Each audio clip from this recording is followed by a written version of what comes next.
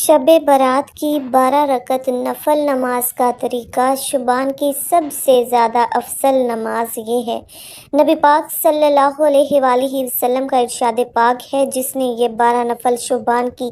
15ویں رات کو پڑھ لیے اس کے لیے بسم اللہ الرحمن الرحیم۔ ناظرین، ایک ایسی رات جس رات کے اندر انسانی زندگیوں کے بارے میں بہت اہم فیصلے کیے جائیں گے، کون مرے گا، کون جیے گا اور کون اس دنیا میں ایک نئی زندگی کی شروعات کرے گا اور کون اس دنیا کو چھوڑ کر اس دنیا کو الوداع کہے گا، کون غریب سے امیر بن جائے گا اور کس کی زندگی کا زوال شروع ہونے والا ہے اور کن لوگوں کے نام مردہ لوگوں کی لسٹ میں لکھ دیے جائیں گے۔ محترم ناظرین، آج کی اس منفرد ویڈیو میں ہم آپ کو بتائیں گے شب برات کی حقیقت کیا ہے، اس رات میں نامہ اعمال کیوں تبدیل ہوتے ہیں اور اس رات میں انسانوں کے بارے میں کون کون سے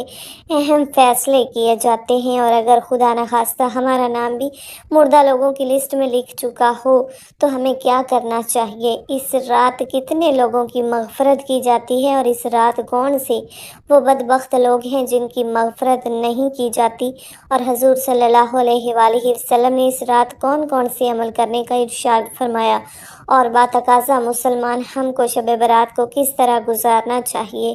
ناظرین، ان تمام تر سوالات کے جوابات قرآن و حدیث کی روشنی میں آج کی اس ویڈیو میں ہم آپ کو بتائیں گے۔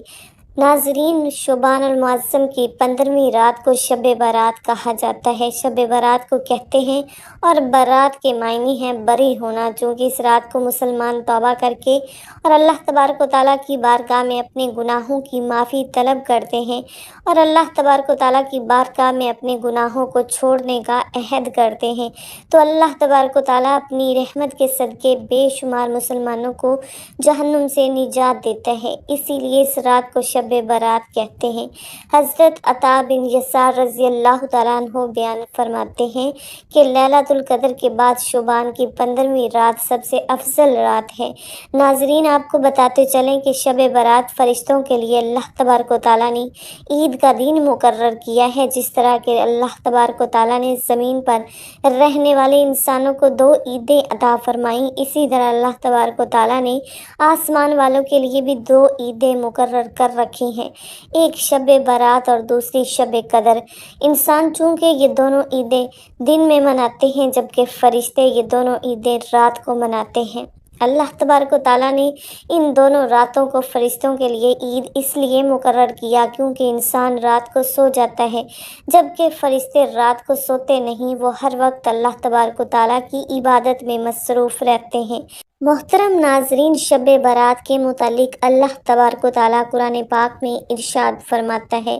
قسم ہے اس روشن کتاب کی، بے شک ہم نے اسے برکت والی رات میں اتارا، بے شک ہم ڈر سنانے والے ہیں، اس میں بانٹ دیا جاتا ہے ہر حکمت والا کام۔ اس آیت کریمہ کی تفسیر میں مفسرین لکھتے ہیں کہ اس شب قدر سے مراد شب قدر یا شب برات ہے، اور حضرت اکرمہ رضی اللہ تعالیٰ عنہ اور دیگر مفسرین بیان کرتے ہیں کہ لیلۃ المبارکہ سے مراد شب برات ہے۔ ناظرین، اس رات کے اندر ان تمام لوگوں کی فہرست تیار کی جاتی ہے جو اس دنیا کے اندر زندہ رہنے والے ہوں گے اور جو اس سال کے اندر مرنے والے ہوں گے اور جو حج کرنے والے ہوں گے، ان تمام لوگوں کے نام اس فہرست کے اندر لکھے جاتے ہیں۔ اس فہرست میں درج ہونے والے ہر حکم کی تعمیل میں ذرا برابر بھی کمی نہیں کی جاتی۔ حضرت عائشہ صدیقہ رضی اللہ تعالیٰ عنہا بیان فرماتی ہیں کہ رسول اکرم صلی اللہ علیہ وآلہ وسلم نے ارشاد فرمایا کہ کیا تم جانتی ہو کہ شعبان کی 15ویں شب میں کیا ہوتا ہے؟ تو حضرت عائشہ صدیقہ رضی اللہ تعالیٰ عنہا نے عرض کیا، یا رسول اللہ صلی اللہ علیہ وآلہ وسلم، آپ ہی ارشاد فرما دیجئے۔ تو نبی کریم رؤوف الرحیم صلی اللہ علیہ وآلہ وسلم نے ارشاد فرمایا کہ آئندہ سال میں جتنے بھی پیدا ہونے والے ہوتے ہیں وہ اس رات میں لکھ دیے جاتے ہیں، اور جتنے لوگ آئندہ سال میں مرنے والے ہوتے ہیں وہ بھی اس رات میں لکھ دیے جاتے ہیں، اور اس رات میں لوگوں کے سال بھر کے اعمال اٹھائے جاتے ہیں، اور اس رات میں لوگوں کا رزق مقرر کیا جاتا ہے اور رزق اتارا جاتا ہے۔ حضرت عطا بن یسار رضی اللہ تعالیٰ عنہ بیان فرماتے ہیں کہ شعبان کی 15ویں رات اللہ تبارک و تعالیٰ ملک الموت کو ایک فہرست دے کر حکم فرماتا ہے کہ جن جن لوگوں کے نام اس فہرست میں لکھے ہیں ان کی روحوں کو آئندہ سال مقررہ وقتوں پر قبض کر کرنا۔ ناظرین، اس رات میں لوگوں کی زندگی اور موت کا فیصلہ ہو چکا ہوتا ہے، جبکہ لوگوں کے حالات یہ ہوتے ہیں کہ وہ اپنی دنیا میں گم ہوتے ہیں۔ کوئی اپنا بینک بیلنس بڑھانے کے چکر میں لگا ہوتا ہے، تو کوئی کوٹھی بنگلہ تیار کرنے کی کوشش میں لگا ہوتا ہے، تو کوئی اپنی شادیوں کی تیاریوں میں لگا ہوتا ہے۔ یہ نہیں جانتا کہ اس کا نام مردہ لوگوں کی لسٹ میں لکھا جا چکا ہے۔ حضرت عثمان بن محمد رضی اللہ تعالیٰ عنہ سے مروی ہے کہ سرور کائنات حضرت محمد مصطفیٰ صلی اللہ علیہ وآلہ وسلم نے ارشاد فرمایا کہ ایک شبان سے دوسرے شبان تک لوگوں کی زندگی منقطع کرنے کا وقت اس رات میں لکھا جاتا ہے، یہاں تک کہ انسان شادی بیاہ کرتا ہے اور اس کے بچے پیدا ہوتے ہیں، حالانکہ ان کا نام مردوں کی فہرست میں لکھا جا چکا ہوتا ہے۔ ناظرین، شب برات کی ایک بہت بڑی خصوصیت یہ بھی ہے کہ اس رات میں اللہ تبارک و تعالیٰ بے شمار لوگوں کی بخشش فرماتا ہے، جیسا کہ حضرت عائشہ صدیقہ رضی اللہ تعالیٰ عنہا بیان فرماتی ہیں کہ ایک رات میں نے حضور اکرم صلی اللہ علیہ وآلہ وسلم کو اپنے پاس نہ پایا تو میں آپ کی تلاش میں نکلی۔ میں نے دیکھا کہ حضور پاک صلی اللہ علیہ وآلہ وسلم جنت البقیع میں تشریف فرما ہیں، اور آپ صلی اللہ علیہ وآلہ وسلم نے فرمایا، کیا تمہیں یہ خوف ہے کہ اللہ تبارک و تعالیٰ اور اس کا رسول تمہارے ساتھ زیادتی کریں گے؟ میں نے عرض کیا، یا رسول اللہ صلی اللہ علیہ وآلہ وسلم، مجھے یہ خیال ہوا کہ شاید آپ کسی دوسری اہلیہ کے پاس تشریف لے گئے ہیں۔ تو حضور پاک صلی اللہ علیہ وآلہ وسلم نے ارشاد فرمایا، بے شک اللہ تبارک و تعالیٰ شبان کی 15ویں شب آسمان دنیا پر اپنی شان کے مطابق جلوہ گر ہوتا ہے، اور قبیلہ بنو کلب کی بکریوں کے بالوں سے بھی زیادہ لوگوں کی مغفرت فرماتا ہے۔ حضرت ابوبکر صدیق رضی اللہ تعالیٰ عنہ روایت کرتے ہیں کہ حضور اکرم صلی اللہ علیہ وآلہ وسلم نے ارشاد فرمایا کہ شبان کی 15ویں شب میں اللہ تبارک و تعالیٰ آسمان دنیا پر اپنی شان کے مطابق جلوہ گر ہوتا ہے، اور اس شب میں ہر کسی کی مغفرت فرما دیتا ہے، سوائے ان لوگوں کے جو شرک کرنے والے ہوں اور بغض رکھنے والے ہوں۔ اور ایک دوسری روایت میں آتا ہے کہ نبی کریم رؤوف الرحیم صلی اللہ علیہ وآلہ وسلم نے ارشاد فرمایا کہ اللہ تبارک و تعالیٰ شبان کی 15ویں شب میں اپنے رحم و کرم سے تمام مخلوقات کی بخشش فرما دیتا ہے، سوائے ان لوگوں کے جو شرک کرنے والے ہوں اور کنیاں رکھنے والے ہوں۔ حضرت عبداللہ بن عمر بن عاص رضی اللہ تعالیٰ عنہ سے روایت ہے کہ حضور اکرم صلی اللہ علیہ وآلہ وسلم نے ارشاد فرمایا کہ شبان کی 15ویں رات میں اللہ تبارک و تعالیٰ اپنی رحمت سے 2 شخصوں کے علاوہ سب لوگوں کی مغفرت فرما دیتا ہے،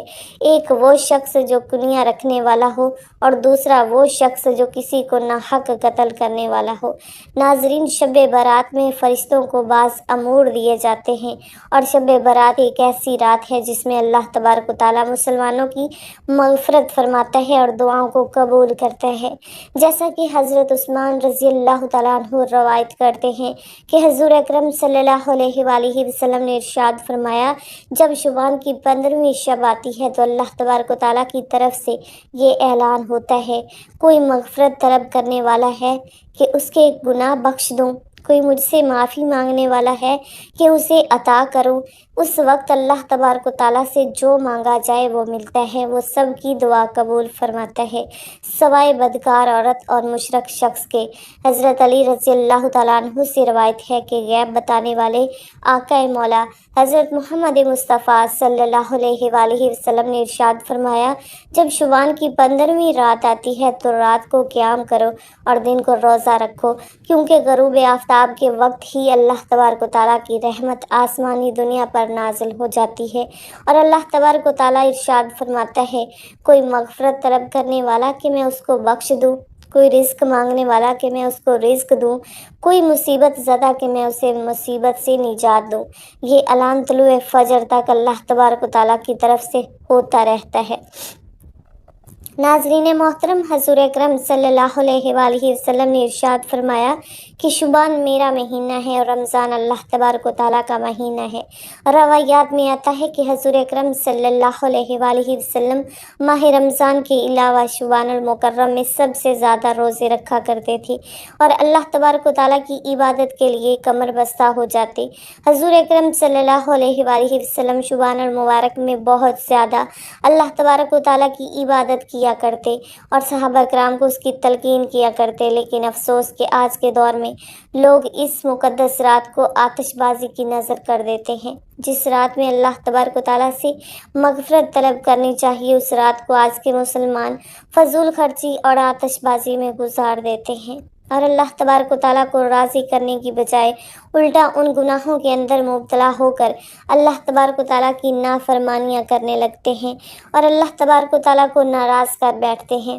ناظرین، اس رات کے اندر ہمیں کثرت سے اللہ تبارک و تعالیٰ کی عبادت کرنی چاہیے اور ہمیشہ ہمیشہ کے لیے اپنے گناہوں سے توبہ کرنی چاہیے، کیونکہ ہو سکتا ہے کہ ہمارا نام بھی ان لوگوں کی فہرست میں لکھا جا چکا ہو جو اس سال میں مرنے والے ہیں۔ ہمیں چاہیے کہ ہم اپنے تمام گناہوں سے توبہ کریں اور اللہ تبارک و تعالیٰ کی بارگاہ میں اپنے گناہوں کی معافی طلب کریں۔ ناظرین محترم، شب برات کی رات کو اللہ تبارک و تعالیٰ کی بارگاہ میں گزارنا چاہیے اور شب بیداری کرنی چاہیے، جیسا کہ رسول اللہ صلی اللہ علیہ وآلہ وسلم خود بھی شب بیداری کرتے تھے اور دوسروں کو بھی شب بیداری کرنے کی تلقین فرماتے اور اللہ تبارک و تعالیٰ کی عبادت کرنے کا حکم ارشاد فرماتے۔ اللہ تعالیٰ کی بندگی اور عبادت کا مطلب یہ ہے کہ بندہ اپنے دلی لگاؤ اور ربط و تعلق کو ایک اللہ کے لیے خاص کر دے، اسی کو اپنا سب کچھ جانے اور اسی کی بارگاہ سے اپنی ہر حاجت پوری ہونے کی امید رکھے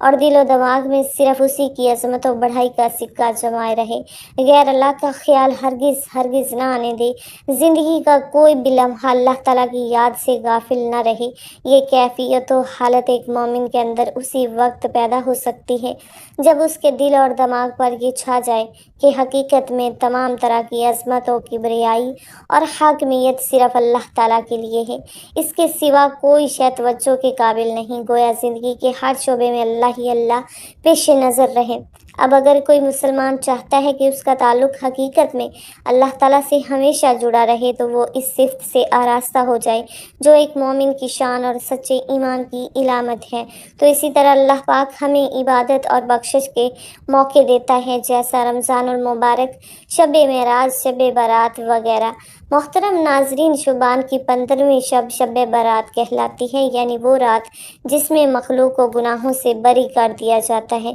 تقریباً 10 صحابہ کرام رضی اللہ تعالیٰ عنہم سے اس رات کے متعلق احادیث منقول ہیں۔ حضرت عائشہ صدیقہ رضی اللہ تعالیٰ عنہا فرماتی ہیں کہ شعبان کی 15ویں شب کو میں نے نبی کریم صلی اللہ علیہ وآلہ وسلم کو اپنی آرام گاہ پر موجود نہ پایا تو تلاش میں نکلی، دیکھا کہ آپ جنت البقیع کے قبرستان میں ہیں۔ پھر مجھ سے فرمایا کہ آج شعبان کی 15ویں رات ہے، اس رات میں اللہ تعالیٰ آسمان دنیا پر نزول فرماتا ہے اور قبیلہ بنی کلب کی بکریوں کے بالوں کی تعداد سے بھی زیادہ گناہ گاروں کی بخشش فرماتا ہے۔ دوسری حدیث میں ہے، اس سال پیدا ہونے والے ہر بچے کا نام لکھ دیا جاتا ہے، اس رات میں اس سال مرنے والے ہر آدمی کا نام لکھ دیا جاتا ہے، اس رات میں تمہارے اعمال اٹھائے جاتے ہیں اور تمہارا رزق اتارا جاتا ہے۔ اسی طرح ایک روایت میں ہے کہ اس رات میں تمام مخلوق کی مغفرت کر دی جاتی ہے سوائے 7 لوگوں کے: مشرک، والدین کا نافرمان، کنیاں رکھنے والا، شرابی، قاتل، شلوار کو ٹخنوں سے نیچے لٹکانے والا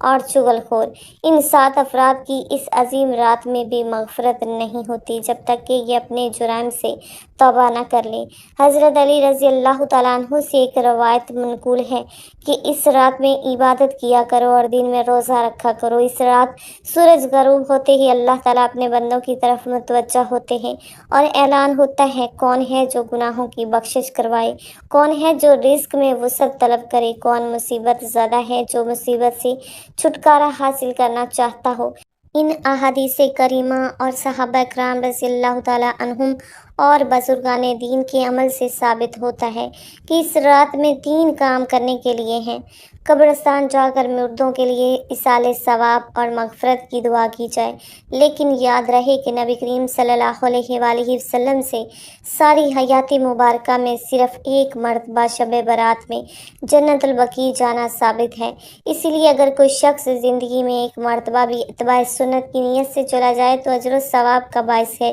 لیکن پھول پتیاں، چادر چڑھاوے اور چراغاں کا اہتمام کرنا اور ہر سال جانے کو لازم سمجھنا، اس کو شب برات کے ارکان میں داخل کرنا، یہ ٹھیک نہیں ہے۔ جو چیز نبی کریم صلی اللہ علیہ وآلہ وسلم سے جس درجے میں ثابت ہے اس کو اسی درجے میں رکھنا چاہیے۔ اس رات میں نوافل تلاوت ذکر و اذکار کا اہتمام کرنا، اس بارے میں یہ واضح رہی کہ نفل ایک ایسی عبادت ہے جس میں تنہائی مطلوب ہے۔ یہ خلوت کی عبادت ہے، اس کے ذریعے انسان اللہ کا قرب حاصل کرتا ہے، لہٰذا نوافل وغیرہ تنہائی میں اپنے گھر میں ادا کر کے اس موقع کو غنیمت جانیں۔ نوافل کی جماعت اور مخصوص طریقہ اپنانا درست نہیں۔ یہ فضیلت والی راتیں شور و شعیب اور میلے اجتماع منعقد کرنے کی راتیں نہیں، بلکہ کوشاں تنہائی میں بیٹھ کر اللہ سے تعلقات استوار کر کے قیمتی لمحات ہیں، ان کو ضائع ہونے سے بچائیں۔ دن میں روزہ رکھنا بھی مستحب ہے۔ ایک تو اس بارے میں حضرت علی رضی اللہ تعالیٰ عنہ کی روایت ہے، اور دوسرا یہ کہ نبی کریم صلی اللہ علیہ وآلہ وسلم ہر ماہ ایام بیس کے روزوں کا اہتمام فرماتے، اس لہٰذا اس نیت سے روزہ رکھا جائے تو اجر و ثواب ہوگا۔ باقی اس رات میں پٹاخے بجانا، آتش بازی کرنا اور حلوے کی رسم کا اہتمام کرنا، یہ سب خرافات اور اسراف میں شامل ہیں۔ شیطان ان فضولیات میں انسان کو مشغول کر کے اللہ کی مغفرت اور عبادت سے محروم کر دینا چاہتا ہے، اور یہی شیطان کا اصل مقصد ہے۔ ناظرین، شب برات جہاں ہم دیگر نوافل کا اہتمام کرتے ہیں، بہت ساری نفل نماز پڑھتے ہیں، میری آپ سے گزارش ہے کہ شب برات یہ 12 رکعت نماز نفل آپ ضرور پڑھیے گا۔ اس نماز کے پڑھنے کی بہت زیادہ فضیلت ہے اور اللہ رب العالمین کو یہ نماز بہت زیادہ پسند ہے۔ اس نماز کی فضیلت کے بارے میں رسول کریم صلی اللہ علیہ وآلہ وسلم نے ارشاد فرمایا کہ فرض نمازوں کے بعد نوافل میں سب سے افضل نوافل ہیں۔ یہ فرض نمازوں کے بعد نفل نماز میں سب سے افضل نفل نماز ہے۔ یہ آپ شب برات والی رات ضرور ادا کیجیے گا، اس کے پڑھنے کی بہت زیادہ فضیلت ہے۔ اس رات یہ نوافل آپ ضرور پڑھیے گا۔ اس نماز کے پڑھنے کا طریقہ کیا ہے؟ نیت کیسے کریں گے؟ اس نماز کا وقت کب شروع ہوتا ہے، کب ختم ہوتا ہے؟ مکمل طریقہ آپ لوگوں کے ساتھ شیئر کرنے جا رہے ہیں۔ اس نماز کا وقت کب شروع ہوتا ہے اور کب ختم ہوتا ہے، تو اس حوالے سے جان لیجیے کہ عشاء کے فرض ادا کرنے کے بعد سے لے کر صبح طلوع فجر ہونے سے پہلے تک، یعنی سحری کا وقت ختم ہونے تک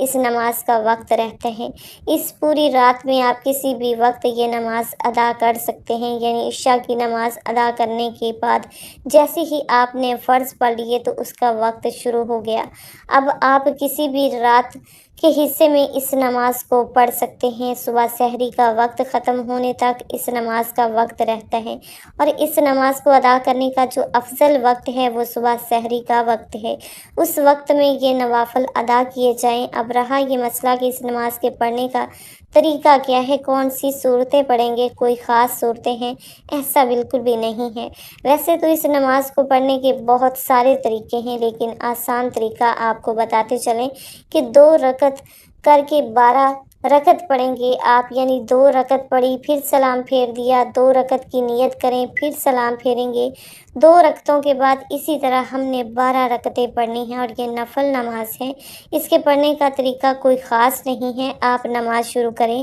تکبیر تحریمہ کہہ کر اللہ اکبر کہتے ہوئے ہاتھ باندھ لیں، سب سے پہلے ثنا پڑھیں، اس کے بعد پھر سورہ فاتحہ کی تلاوت کریں، پھر جو بھی آپ کو سورت آتی ہو، جو بھی سورت آپ کو یاد ہو وہ آپ سورت تلاوت کریں۔ مثال کے طور پر آپ کو سورہ کوثر یاد ہے تو آپ یہ سورت پڑھ سکتے ہیں، یا اسی طرح جو سورہ اخلاص ہے اس کی بھی آپ تلاوت کر سکتے ہیں۔ جو بھی آپ کو قرآن مجید کا حصہ یاد ہے یا جو بھی سورت آپ کو آتی ہے وہ آپ تلاوت کر سکتے ہیں۔ اس کے بعد پھر رکوع کریں، رکوع سے کھڑے ہوں، 1 رکعت مکمل ہو گئی، سجدہ کر لیا آپ نے، پھر دوسری رکعت میں اسی طرح سورہ فاتحہ پڑھیں گے اور ساتھ میں کوئی سورت ملا لیں، رکوع اور سجود کا ادا، اور اس کے بعد تشہد، درود اور دعا پڑھ کر دائیں بائیں سلام پھیر دیں، یعنی جس طرح باقی نوافل پڑھتے ہیں اسی طرح 2 رکعت نماز نفل پڑھیں گے اور 2 رکعت کر کے پڑھیں گے، یعنی 12 رکعتیں 6 سلام کے ساتھ پڑھیں گے۔ اور اسی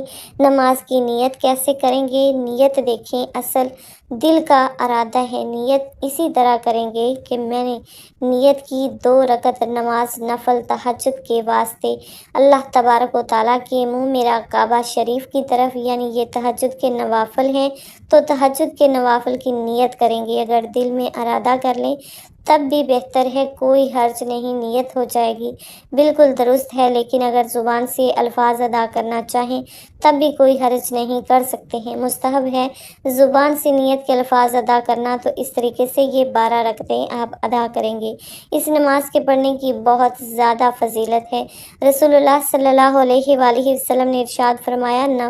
فرض نمازوں کے بعد نوافل میں سب سے افضل نوافل تہجد کے نوافل ہیں۔ تو اس لیے اس رات میں ان نوافل کا اہتمام بھی آپ ضرور کیجیے گا۔ اور بہتر اور افضل وقت وہ رات کا آخری حصہ ہے۔ رات کے آخری حصے میں اس نماز کو آپ ادا کریں گے۔ مجھے اپنی دعاؤں میں ضرور یاد رکھیے گا۔ دعا ہے کہ اللہ تعالیٰ میرا سنانا، آپ کا سننا اپنی بارگاہ الہی میں قبول و منظور فرمائے، آمین ثم آمین۔ ناظرین، کومنٹ باکس میں اللہ تعالیٰ کی 99 ناموں میں سے ایک نام ضرور ٹائپ کیجیے۔ اللہ حافظ۔